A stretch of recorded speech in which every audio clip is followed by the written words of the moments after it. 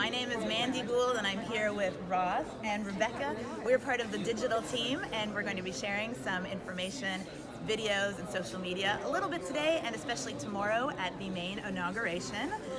Ross, how's the experience been so far?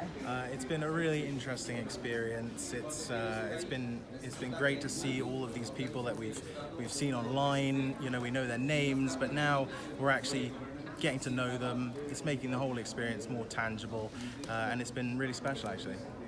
And Rebekah, getting to see you in person is amazing. We always see you on social media. How's everything so far? It's been amazing to meet a lot of people that I've just had names and conversations online with.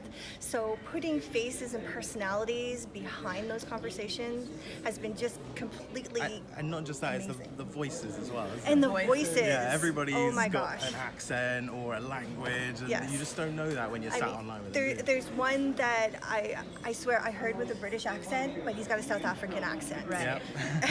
And it was Bendel. Yes, it's like I heard his text. Now I'm going to be hearing him differently and reading his conversations in a different light. Yeah.